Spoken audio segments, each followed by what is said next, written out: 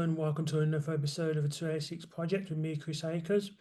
And on this podcast, we talk about arts, culture, politics, sport, and anything else worth talking about. Now, today's guest, she was one of my first guests when this podcast started. I then interviewed her last year, and she's back for a record third time. It's Niamh McAnally, and I'm delighted to have her back. Hello, Niamh. Hi, Chris. Great to see you again. Cool. Likewise, likewise. Before we get into the reason why you're back, well, actually, you might be including this next answer, but can you just explain what you've been up to since you last came onto the podcast? Sure. I think the last time we were together, we were talking about Following Sunshine. My memoir had come out, and it's the story of myself traveling around the world as a volunteer and then ending up on a sailboat with Gary Krieger, who turned out to be the greatest love of my life. And instead of 1 month on the ship, or the boat rather, we ended up 6 years sailing together, and then we got married and settled down. Or actually, we're not that settled because we're off actually giving talks on cruise ships now. So that was the last time we talked. And then this most recent book that has just come out is called Stories of Place. And the subtitle is Zinc.Level.Blindfold. And that just came out in April. And I think we've been talking a little bit about that. Yeah, cool. Yeah, so can you just explain the concept? Because when I first received a copy of this latest book, this Zinc.Level Blindfold, and it's like three little words concept, I'd never heard of that before. So you can just go in a bit of depth with that. Sure, absolutely. So let me back up. There's about nine authors in this book. There's not about, there is nine authors in this book, and they hail from all across the world: Australia, America, Ireland, England. And how that came about to be the beginning was that I had been on one of the Curtis Brown creative schools in the UK online. When I was about ready to pitch Flares Up. So I met a bunch of writers on that, and we started running Zoom calls so that we would kind of have a bit of a backstory to the person that we were actually trying to help critique with their writing. And we were meeting once a month. Or sorry, once every week during the course. And then after the course was over, I kind of looked at about another eight, nine people, and I thought these people are very serious. I'd like to keep in touch with them and let's keep it going. And so I ended up forming this group called Zoom Writers International. And since then, over the last 5 years, we've met once a month on Zoom. And as time was going by, like my first book, Flares Up, was coming out, Ben Tufnell was bringing out The North Shore, and everybody was pitching, and there was a few people had their agents. But what we really wanted to do was celebrate A, the group, as it were, and B, I really wanted to focus on making sure everybody in the group got across the finish line in terms of being traditionally published. And so this was back in 21, 22 when we started talking about an anthology. And we agreed to meet actually in the UK, so that we would all actually meet in person for the first time. Yeah. And that happened in June of 23. And we came up with this idea, yes, we'll definitely do an anthology. However, the nine writers involved are very different writers. They write in different genres and different styles.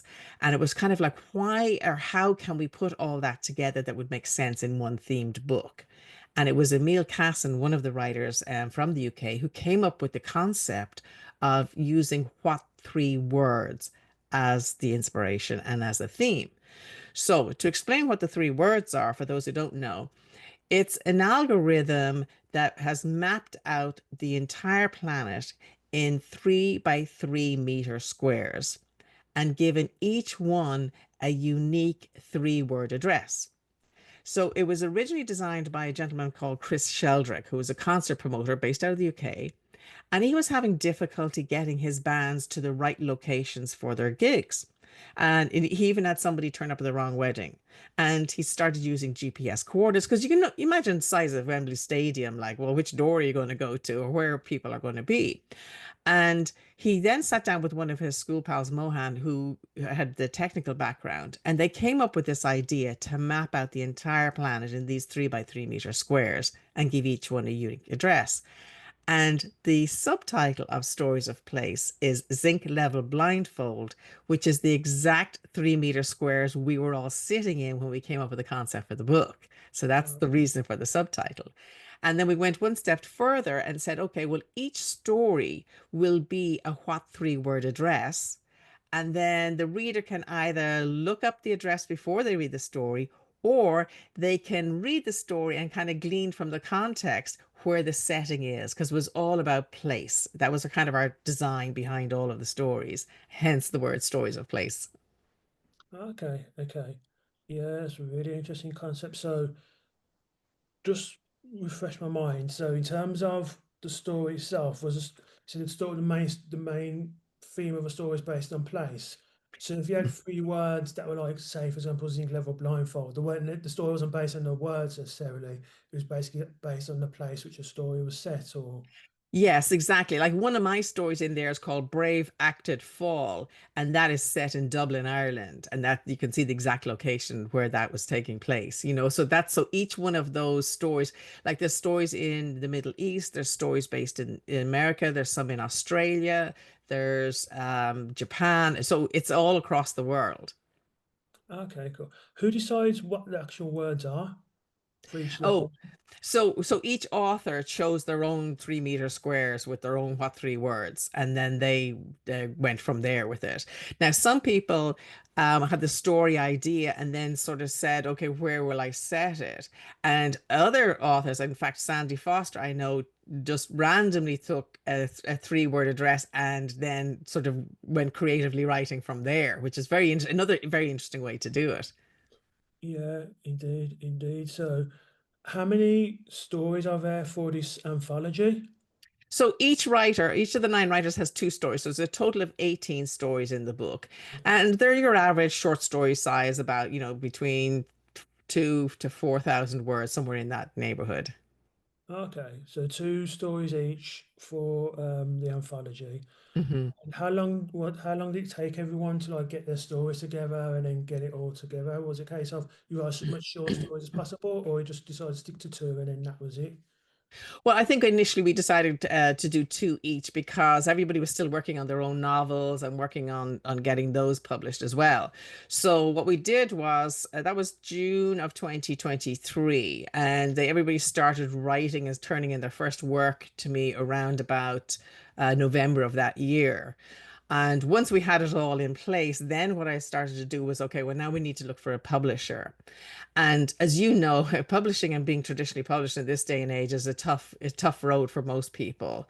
And one of the reasons being is that publishers nowadays expect you to have a pretty good following and a pretty good social media base. It's like, the old days where you wrote a book, you went down to the post office, mailed it off, came home, back to the cabin in the woods, and you wrote the next one. Well, Mm, those days, as we know, are gone. yeah, And so we needed to see how could we approach a publisher and give them the idea that there was a number of people who were not yet published, but still had a platform big enough to actually make it work. So I approached my own publisher following Sunshine, which is Black Rose Writing, based out of Texas, US. And I said to them, well, look, what if you were to produce only one book, but you had 9 authors across the world talking about it, promoting it, doing interviews and marketing the book and sharing it with their network base? Would you be interested? And luckily enough, Black Rose came back very quickly and said, yes, absolutely. We'd be delighted to take it on. So that was very, very good. And then at the end of that period, I think we ended up submitting in the year of 2024. And then it came out then in April of this year in 2025. okay, cool. And regards to the writers, obviously you're new to other from this writing group, but there were the similarities in terms of the demographics, i.e., did you all come from a particular background or were from different backgrounds? Like, were there similarities and between you, or were there a lot of differences? Well, that's another thing that actually makes it work because it's got such a variety. One of the girls at the time was based out of Japan, but she's actually now back in Perth, Australia. Another person from Melbourne, Australia, who has written enough, Kathy Johnson, has written a lot of personal essays that have been published and also has, won awards in her film script writing and directing.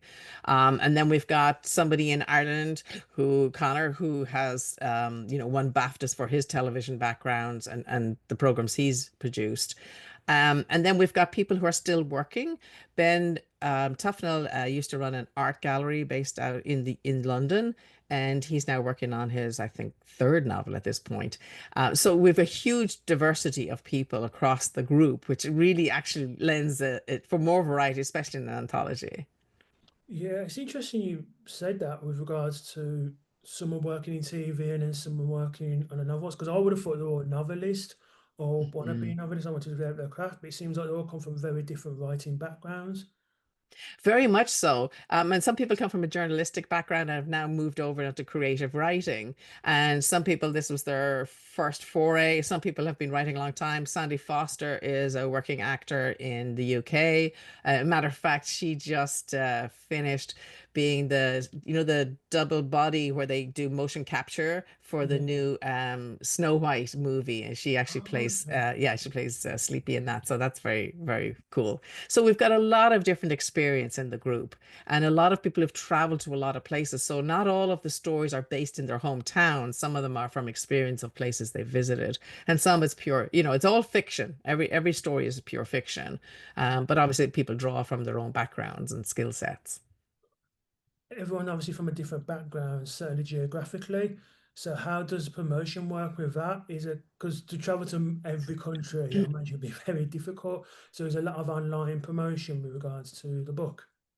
Yeah, how we did it, in fact, what we decided to do was do one huge worldwide launch on the same day. So back in April 10th, we ended up launching in six different locations on the same day. It was the same day, same local time everywhere, more or less. So what happened was we started off, the first one was in Melbourne in Australia, and Kathy Johnson did her live launch there and then started feeding me with some pictures from her launch. The next one was, I believe, Connor in Ireland, and he launched live on the radio in Ireland, and again was sending me pictures during the day. Then it was Perth with Nina Smith. And then four of the writers were based in London. So the four of them, that was Lily Duval, Ben Tufnell, Billy Green, and Emil Casson, the four of them all got together in London, and then they had a very big launch there. And then finally, Sandy Foster was actually, believe it or not, in the Barbados at the time of the launch. So she hosted her own launch there in Barbados. And then the final one was myself and my husband Gary did the launch here in Florida. And we basically brought in all the photographs from all the different launches. And so that the Florida people saw all six launches, if you like, in one presentation. So from that point of view, yes, we haven't all flown over to the different countries, but we've been doing it all online. Oh, cool. Would there be plans, because obviously you met in the UK, so would there be plans to do like one promotion where you all meet together again and then broadcast through that actual gathering?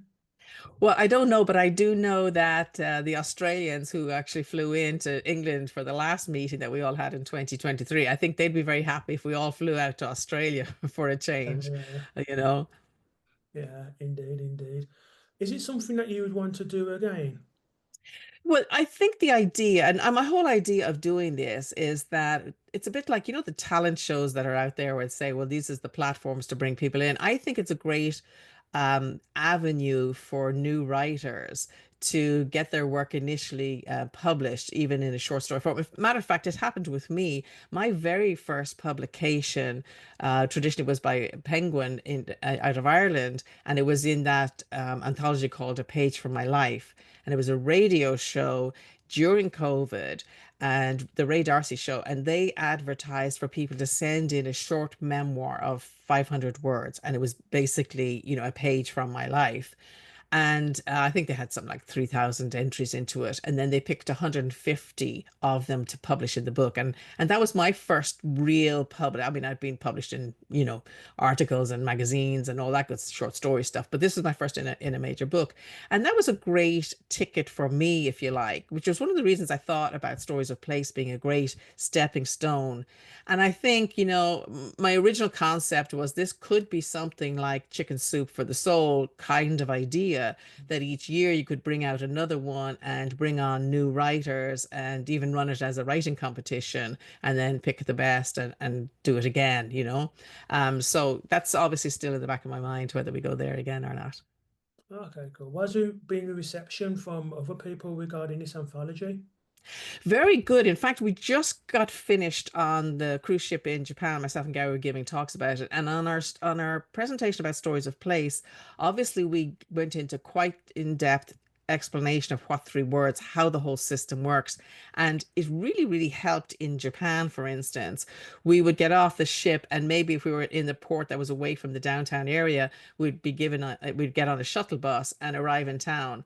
Well, the one thing Gary and I always did was as soon as we got off that bus, we would map out what was the what three-word location we were standing in. So if we wandered off, then we could at least find our way back to that place. And one of the things in what three words is it's an app on your phone, but it works offline too. And that's crucial for people when they're traveling. So for that reason, that was very exciting for all the people on the cruise ship. So when they had their free time ashore, and as a result of that, they thought this is very interesting concept for a book. And obviously on a cruise ship, people don't bring too many books with them because they're running around. So it was a lovely opportunity for them to, get the book signed and start reading. Yeah, indeed, indeed. What about your couple of stories in the anthology? Can you just give a brief outline as to what they're about and why you decided to write on those particular topics? Sure. One of my stories is based on an acupuncturist who is working in Ireland during the Russia-Ukraine war, while there's a lot of people coming from Ukraine as refugees. Mhm. And it kind of explores the concept of what's right and what's wrong. And there's no winners in war, everybody's a loser. And, how just because you're at war with somebody else, they're the children of those people, you know what I mean? They're kind of innocent bystanders. So that it kind of explores that whole thing under the guise of treating a patient who has PTSD. So that's one of the stories I have. And then the other one is very much a family gentle story about young people watching their parents age and how they cope with that. It's all set. I don't want to give too much of a thing away because there's actually it would be a spoiler alert in the middle of that story. But it's a family gathering for one of the parents' 80th birthday and what transpires and how they all interrelate. And you know the way sometimes adult children can come back to the family home and without thinking about it, subconsciously people sort of slip into the role they were in when they were children in the house, as opposed to, now they're grown adults and they're, out there in the field working. So it explores that dynamic as well of the whole family changes. Cool. Did the stories have to be fictional, or could they be like non-fictional, or but based on your life, as long as you obviously left out certain names from the No, story? we decided to go fiction only. I think it goes all of them, and it kind of veers towards literary fiction as opposed to, commercial fiction. I mean, some of the stories, like I said, it's a very different group of writers. I mean, all of them have very different styles. So yeah, we decided fiction would be the main thing rather than chop and change between, creative nonfiction and fiction. Okay, cool. So this group, I know you kind of explained it at the beginning, but this group that you originated from, Mhm. was it, how did that come together? Was that for a publisher, or was it just a normal writing group, like from lockdown? Like, how did that main group initially come together? It was one that I started back in 2020 after I had met these writers on the Curtis Brown Creative Writing School Okay. online. And because I was running Zoom calls during that course, trying to get to know each other, one of the things during the course was you have to critique your peers' work. And what I was finding in the beginning was it seems that people were either giving excessive praise or were a bit harsh. And I thought it was because everybody was hidden behind their computers. Do you know what I mean? They didn't know the person and they didn't kind of really feel invested. And that was my idea at that time, as you remember, that's when we all understood, we all discovered Zoom.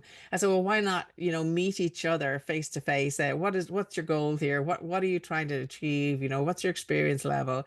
And it gave people more of a vested interest in each other.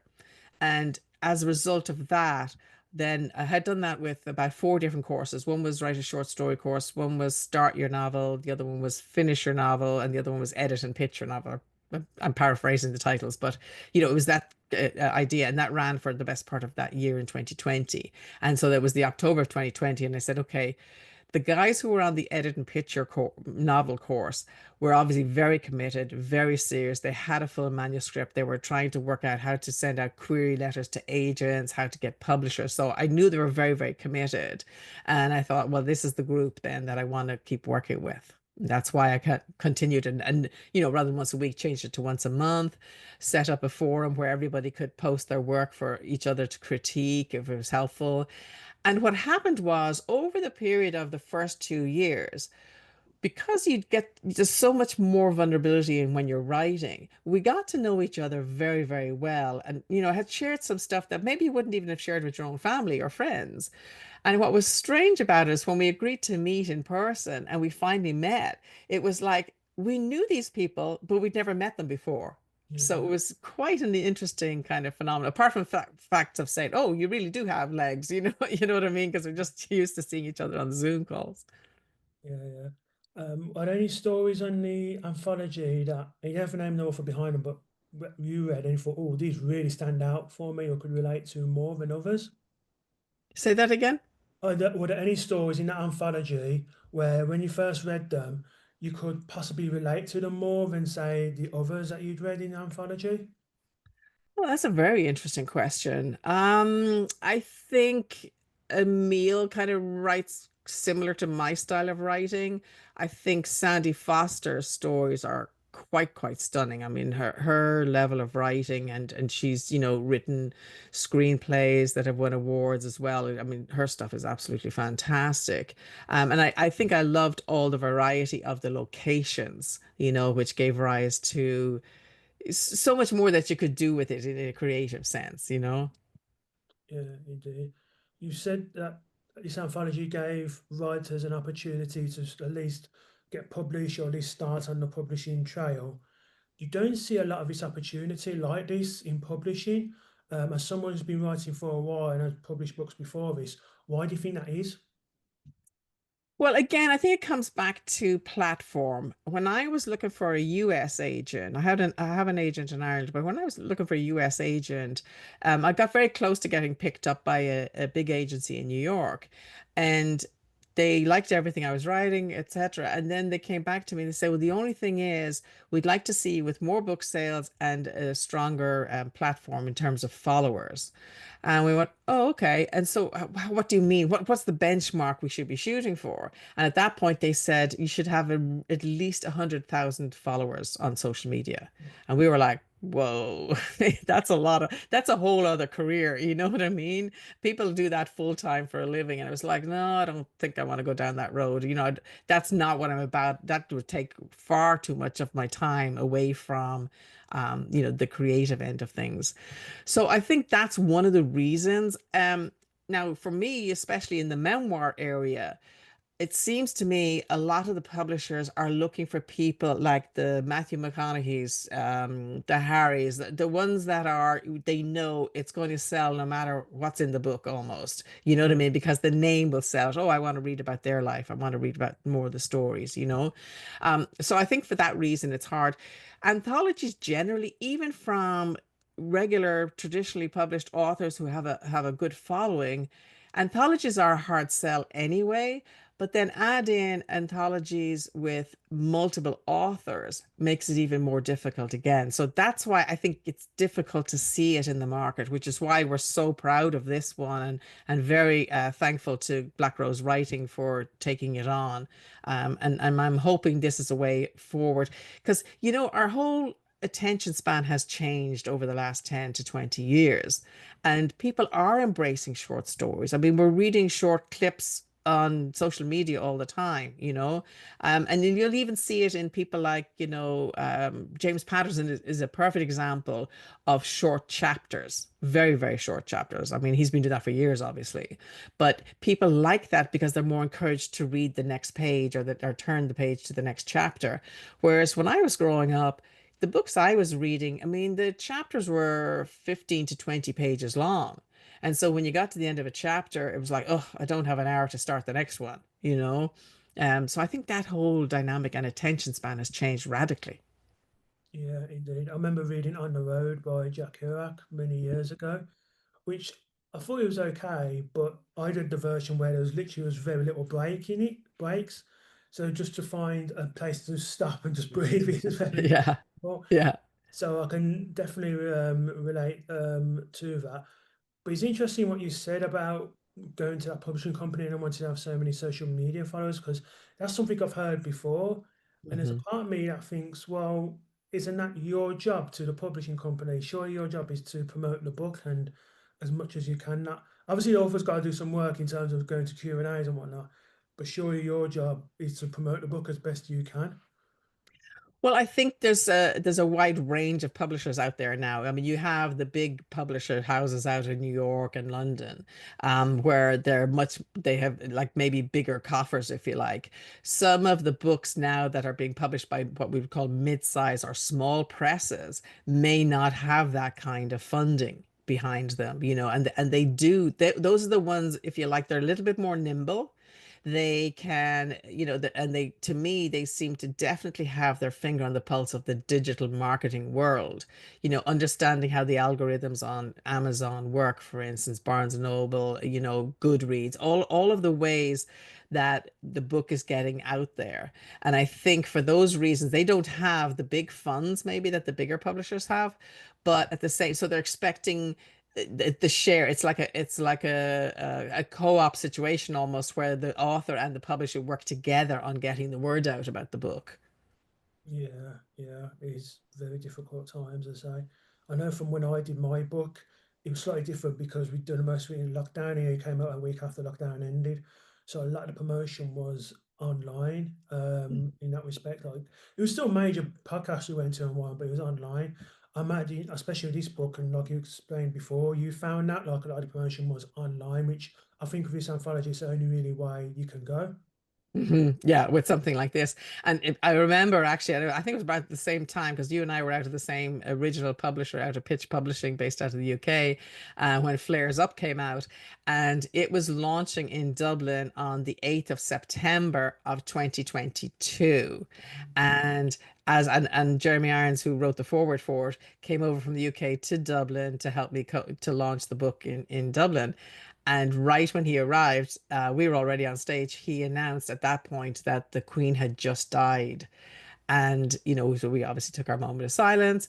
But as it turned out, that then put all the interviews that I had lined up, that put a blackout on everything for 10 days on media for the 10 days, because it was all about, getting ready for the processions and the funerals and the Queen. So we ran out of publicity options in England at the time. So I concentrated a lot more in Ireland. But then as the years go by, then, we've been doing a lot of talks for the book and everything else. So you create new ways, to add up your exposure for a book. Like for instance, I do podcasts, I do radio interviews, TV interviews, I write articles for newspapers. I also run writers workshops. I'm bringing new writers along, which is one of my passions I quite enjoy. And now myself and my husband Gary are guest speakers on the cruise ships, so that's another avenue. So there's loads of ways to get the story out, and obviously the other one is book clubs. That's a very popular one. And one thing, for any new writers out there, I would suggest, if you're getting your book published, one of the things we've been doing now is adding in 10 questions at the back of the book that would be suitable for book clubs. Because apparently I've learned that a lot of book clubs now, when they go online to choose and pick a book, they want to know if there's book club discussion questions in it or not. And that's one of the criteria they use to choose, which I think is very interesting. Oh, okay, that's interesting. I've Mhm. heard of book clubs, but I've never known that before. Like 10 questions at the back. Yeah, that's really Yeah. Yeah. interesting Yeah. concept. Yeah.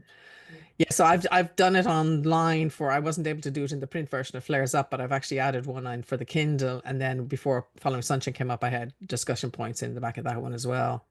Okay, cool. You said there in your last answer that you teach writing now. Did I hear that correctly? Yes, yeah, I run writers' workshops. I've been running them in Florida, and also actually on the ships now. We do an interactive talk, which is Unleash the Writer Within, and we try and build a story within the audience on the day. And then obviously when I we have a couple of cruises coming up now in the Mediterranean we'll be talking on, but then there'll be one coming out of Southampton with Celebrity Cruises, and we'll be taking that back to Florida. And that's a multi-sea day passage, obviously. It's the transatlantic crossing. So, I would offer writers workshops on those as well, and to encourage people to, put pen to paper and just kind of, give people the spark. I think everybody believes that they have the story in them, that they've always wanted to write a book. Whether it's one book or whether you want to become a writer of, several books is different. But, we all need a place to start. And I think that's one of the things I like to encourage in people is writing is an amazing tool, if you like, not just for, writing fiction or even personal essays or memoirs, but even as a process, I've used writing in terms of, I get into an argument with somebody and I want to say this, that, and the other. And Mm. I'll write it out and say, this is what I want to say to this person. But of course, I never send it, but it helps me process out the emotions. Yeah, indeed. Is there, when you do the courses, obviously I imagine it depends on the level of experience of each writer, but is there a sense of nervousness sometimes if someone's writing in such a public course in that way? Yeah, that's a great question. And I have three questions that I ask people who come to my writers' workshops. The first one is, what do you want to write? Number two, why do you want to write it? And number three, whom do you want to have read it? And I think they're all interrelated, but they're all super important. Most people have an idea of what they want to write, but the real one you have to answer is why. Why do you want to write it? Like, why are you the person who needs to tell this story? Because if you're not very clear on the why, you'll get bored halfway through. Because writing a full book is a long process. And if you're bored, well, guess what? The reader is going to be super bored, right? So you've got to understand and what is your compelling why. And then the other side, and especially if this is in the realm of memoir or personal essay or writing your own story, whom do you want to have read it is crucial to know. If it's you want to be able to talk about your life and your story to pass on to children and grandchildren so that there's a family history there that's not lost, or traditions or cultures, especially, in America, for instance, where you might have, second generation person wanting to tell for the country they came from, that kind of story. If that's just for an immediate family, small group of people, that's one thing. You can put whatever you want in there where you feel it's sacred and it's not going to get exploited. If you think it's something for a wider audience, then you really have to think about who's going to read this and what is, back to your why. Why are you writing it? If it's a situation, let's say in a memoir where, okay, you've had an upheaval in your life and this is how you overcame it. If that's relatable to a reader and it helps them maybe in their world overcome whatever they're going through, that makes sense. But sometimes you used to see where in memoirs they wanted something salacious, they wanted something that was just explosive and that people would take and run with it. If you're not prepared to answer questions on that down the road in interviews, don't put it in the book. Mhm. So that's why I think those three questions are crucial for anyone. And once I go through that in my very first writers workshop with people settle into where they're at and what they want to know. Like for instance, I had one example of somebody writing a story. It was basically a family history. And on the first page, she mentioned, I don't know, I want to say about 20 different characters. They were real people. And it was like, that will work for her in that. Now, if that was a novel or a memoir, even, you don't want more than one, maybe two characters in the first three pages, maybe three max, because the reader needs to settle in and they need to know, okay, is this, if you list a whole bunch of characters, well, which one is going to be the main one and which is the one I need to pay attention to, what color hair they have if you're describing them, although nowadays you don't need to describe everybody physically, like you used to back in the day. So those kind of things, you've got to be clear on what you're doing. And again, so that's the what, the why, and whom do you want to have read it? Mhm. Similar to the anthology, has there been anyone when you've taught on, say, the cruise ships, where you've read this, look at their story and thought, wow, this person's fantastic, and then you've tried to encourage them to send some work off to publishers? Has that ever happened to you? I'll tell you what, I had one experience last year where we were on the long haul, I think it was another transatlantic, and there was a lady came to all of our talks, and then she said to me, I really want my husband to come to the writing one. And I said, sure, it'd be great. Anyway, I ran the writing one and he came up to me afterwards and he was literally in tears. And he said, you've given me a new lease on life. And it turned out that he was a veteran. He had been through some horrific experiences and he'd been suffering PTSD and depression. And his wife had said, he's on the cruise with me, but he's kind of not. And but that was I put that talk I think around middle of the transatlantic, and at the end a couple of days later I bumped into her on one of the decks and she said, you're not going to believe it, he hasn't left the room since, but that's a good thing because he hasn't stopped writing. And I mean, for me, that was quite extraordinary that it just shows you the impact you can have on one person. And that was really phenomenal. Now, whether he's gone on to publish that or not, I don't know. I think, that might have been just a cathartic type of writing, or maybe he did. I don't know. There's been a number of people have come to me and have said, would you help me with my writing, after we're off the ship? And so I bring out a newsletter every month. And part of that newsletter is a separate section for writers, which is writing tips. And I bring out that every month. And then also I do have, the option to take on a couple of writers where I'll help them and critique them with their work if they want to see to get to the next level. And a couple of people in this last cruise that we did in Japan were asking about, the perfect query letter to try and find an agent, how to approach a publisher. And I was explain to how, the things you need in a query letter. But there is no perfect query letter. It all depends on who you're addressing, and you've got to tailor make these things. You can't put out a blanket kind of an inquiry. You need to really do your research, find out what the publisher publishes, find out what they have done well with. Again, it's same with the agent.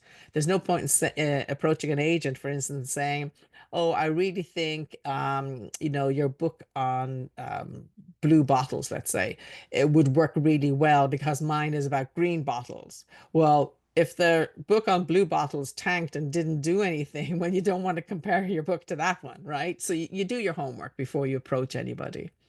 Yeah, yeah, indeed. What next for you now? Because obviously, I mean, you still got to promote this book. It's not long come out. Next for you in terms of your writing? Is it just teaching, or do you have any ideas for your next book at all? I do. I have ideas for a fiction series for a trilogy, and I'm kind of mulling over the different characters at the moment and what the plot would be. So that's kind of my next venture. The other thing what I want to be working on is adapting Flares Up about the two guys who rode across the Atlantic.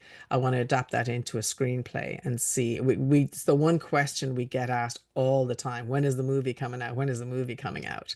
And whether becomes a movie or whether it's like a limited series, like a Netflix kind of 4 episode limited series, I'm not sure. But that's one of my jobs in the next, 12 months or so. I want to start adapting that into a screenplay. Have you spoken to those two men since obviously all the promotion work behind Flares Up, those two sailors? Oh yeah, we're in contact all the time. In fact, we were talking the other day.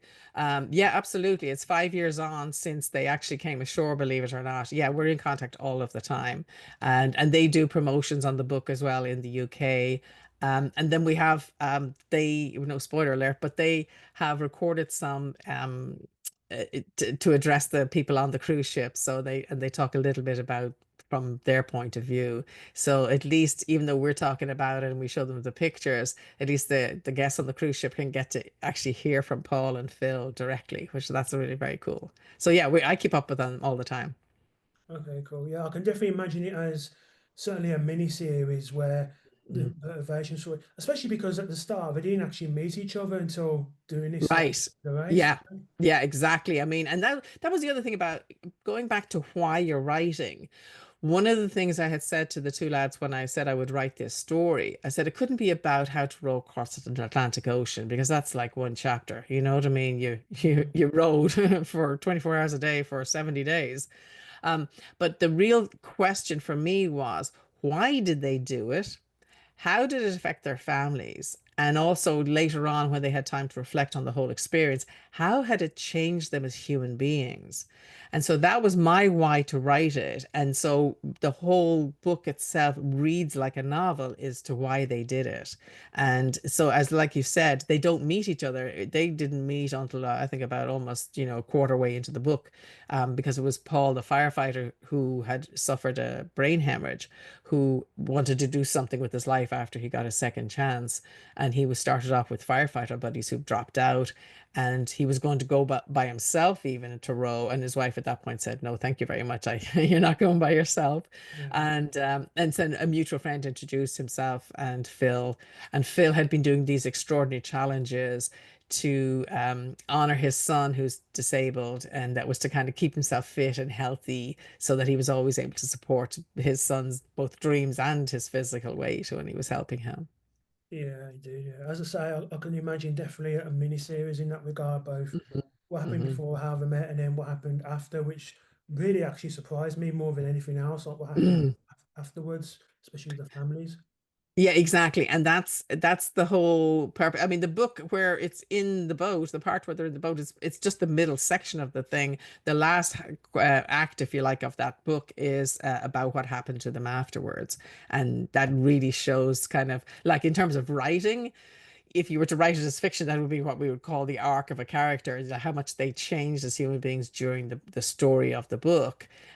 But this is all true story. I mean, I didn't make that up. That's as told to me. The guys, I interviewed them over a long, long period of time, almost I think it was 18 months altogether, to try and get the story. And they were remembering pieces and bits and pieces. So I was completely writing out of sequence, and then try to kind of make it together. And my goal was, although it was a true story, my goal was that it would read like a novel, so that it would be an easy read.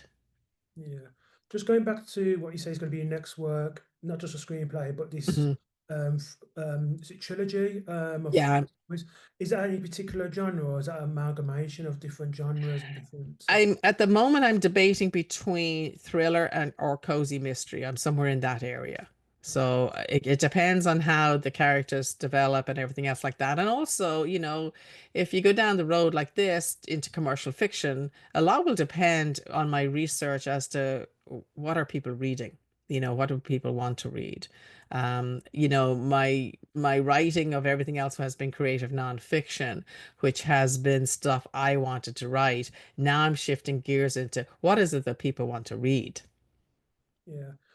You talked about research there. How would you research for something like that? And the reason I ask is because I've interviewed a lot of authors since obviously we last spoke. Hmm.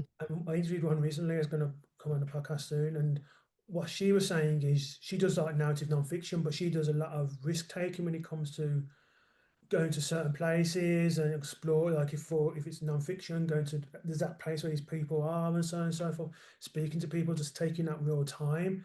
Is that something you do? I imagine like just going, especially if you like going on cruises and going on ships, you've got the Hmm. opportunity to do that. I imagine go different places and do research in different places across the world. Is that something you're able to do? Yeah, I do a lot of, in situ research, but also, I mean, the way things have changed now, the old days, people like authors would move to, let's say their stories set in Venice in Italy. Well, they would move to Venice and like learn what's going on, the culture, the streets, the restaurants, everything about it. But nowadays with the internet, one of the you can find out anything you need to find out, right? Obviously, you've got to verify it and make sure it comes from a couple of different sources because there's an awful lot of stuff that might not be actually true. And you see images going around nowadays that, they're fake. It's getting better and better, like to the point where like one day will you recognize it whether it is fake or it isn't fake. Mm. Um, but one of the exercises I like to do with writers is take two people from two different towns and that haven't been to each other's town ever, and they have to write a story set in the other person's town, and then that person can verify how good it is.